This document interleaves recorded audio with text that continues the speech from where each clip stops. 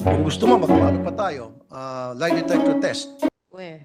Kayo po, madam. Negosyante po kayo, madam sponsor. But it Would you do doesn't that? solve the legal problem of Masumi. I'm not talking about madam sponsor. I'm not talking about the legal problem. But in the end, you have to be legally correct. I know. You are a businessman. Everything should be legally correct. Well, some shrewd businessman maybe. Yung mga tusong businessman maybe. Hindi. Would you like us to bring Masungi here? Or even make a phone call? Tawagan niyo Masungi. Would somebody call Masungi? Right here, right now. Mag-alamanan kung sinungaling, DNR o Masungi. Pwede bang paki-identify po, Madam Sponsor, kung sino po yung dalawa sa picture na binilugan?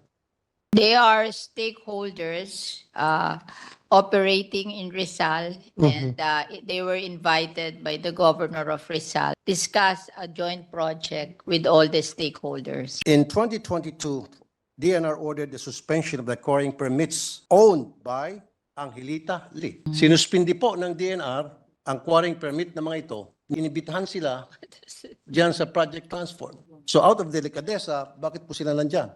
As I mentioned, they were invited by the governor of Rizal. Hindi ang nag-imbita sa kanila, DNR. Dapat bilang secretary ng DNR, tinatanong niya, karapatan niya itanong kung sino-sino ang magdadalo sa isang pagtitipon. That's a DNR event actually. Sorry. Hindi naman event yan ng governor Event po yan ng DNR. So, kahit na halimbawa inibitahan ni governor, pwede naman tablahin ni DNR secretary. Sabihin, You cannot do that. well, I thought... I mean, I'm a politician. You don't do that when you're governor. Well, I'm also a politician, but yeah, I have the right. What's good is that the Rapid City was canceled because it's inside a protected area. I know. Little was not canceled because it's operating outside the protected area. Sasabihin kong dahilan kung bakit ko pinakita yung picture na yan. No. Before I proceed, nandyan ho ba si Gob? Exactly. Pero, The governor of Rizal. exactly. Pero sila pa rin may control kung sino ang papupuntahin nila o hindi. My dear Senator, when the governor is inviting people, the DNR cannot stop the governor.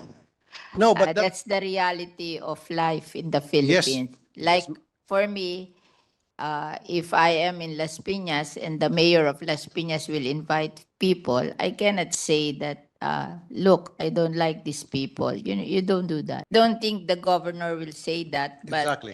In his mind, he cannot say, like if you're a constituent in the province, you cannot say it directly to your constituent. Oo. so that Kahit means na gusto niyan sabihin.